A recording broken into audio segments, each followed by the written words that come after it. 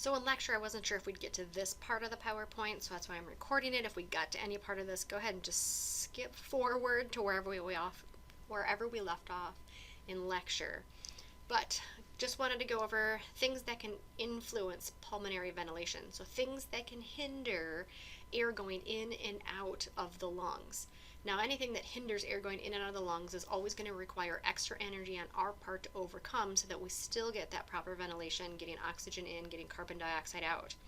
The three basic things that are going to stop or hinder air from going in, I don't know if I'd say completely stop, but slow it.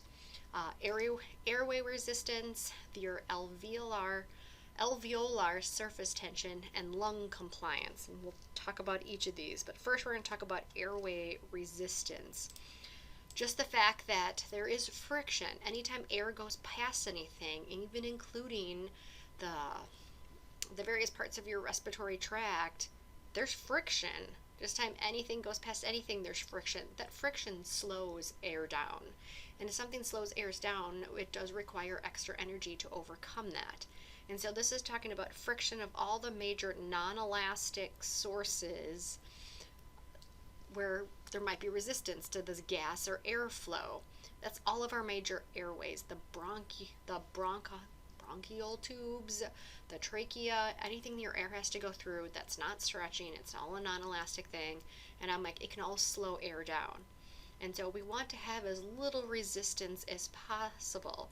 Now, the relationship between the flow of air in compared to air pressure and resistance is flow is determined by what is the pressure divided by what is the resistance. The big thing I want you to know here is the smaller the resistance, we want less resistance. The smaller the resistance, anytime you divide by a small number, and I'm like, compared to the number on top, this will be bigger. Just an example, if I did 10 divided by 5 or 10 divided by 2, if you do 10 divided by a smaller number, this number's bigger. We want low resistance. The lower the resistance is, the more flow of air there is in there. So I'm like, we want low flow. And luckily, we generally do have a low airway resistance. And so I'm like, it's usually not a big issue. Partway is the airways that are going in are quite large, so there's not a lot of friction compared to the air itself going through. And then as it starts to branch apart in the lung tissue and get smaller and smaller branches, that resistance disappears because then it's not air pressure that's moving that air across that. Then we start switching over to diffusion of gases, that it's oxygen wanting to go from high to low concentration, not the fact that it's moving because of air pressure. And so resistance eventually disappears as we lose that, that diameter, we shrink the diameter size. Now, as airway resistance rises, which it can happen, people that have asthma, damaged bronchial tubes, any type of enlargement somewhere, breathing becomes more strenuous. You have to overcome that extra resistance there. And I'm like, it can prevent life-sustaining ventilation. And I'm like, which means you're not getting, it's not a complete blockage, but you're not getting enough oxygen in and enough carbon dioxide out. Now, things to help with that, epinephrine can dilate those bronchial tubes and help reduce that air resistance. You want to enlarge those vessels that the air has to travel through, so you decrease that resistance. Another thing that can hinder air moving in is what's known as surface tension, specifically around the alveoli. The alveoli are the little tiny round parts in your lungs, and I'm like, where you're going to have gas exchange. Well, there is surface tension, there is liquid, they're covered. You guys are water-based, and I'm like, and your alveoli are also covered in water-based fluid. Well, some basics on surface tension. Surface tension just means liquid molecules are going to want to stick to other liquid molecules anywhere you have liquid meeting air or some type of gas. Most common example of that, if you look outside in the summer at a river or a pond or a lake or puddle or whatever it is, and you see water, and on top of that is air, bugs can walk on water. Not all of them, but bugs can walk on water. It's because of the surface air, that surface tension of water. Water likes to stick to water. And bugs, luckily, are not breaking those bonds, which means they can walk on water. We can't because we're heavy enough. We would break all the bonds, and water is not sticking to water anymore. But water likes to stick to water. And so because water likes to stick to water, there is a high surface tension, which means our lungs don't want to expand. They're covered in water, and that water doesn't want to break apart from each other. It wants to stay together. It coats the alveolar walls, and it reduces them to a smaller size. And I'm like, so we have to overcome that surface tension. We have to overcome the fact that water wants to stick to water. It doesn't want to break, but yet we need it to break so we can get those lungs as large as possible. And so for us, our cells do make something known as a surfactant. We've got what are called type 2 alveolar cells found in our lung tissue, and they make a detergent-like lipid called surfactant. Now, detergents work by reducing surface tension. They reduce that chemical attraction to each other. They make it so water doesn't want to stick to water.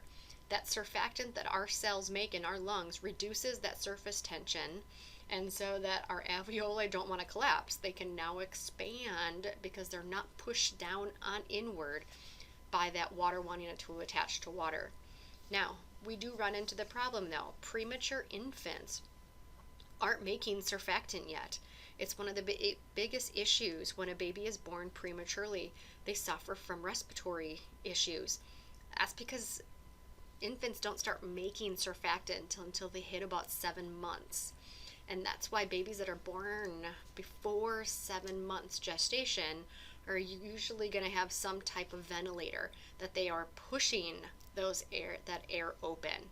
Now, they can also spray an artificial surfactant in there to try to reduce the surface tension. But the problem is, when you're doing that, you're keeping those lung airways open. There's usually some long-lasting respiratory problems later on in life just because they weren't allowed to develop normally. So it's the main reason. It's that surfactant. We have to be able to reduce that surface tension. We have to be able to get those alveoli opened as much as they can for proper air exchange. The third thing that can influence ventilation, air going in and out, is what's called lung compliance. And it really means how stretchy are your lungs.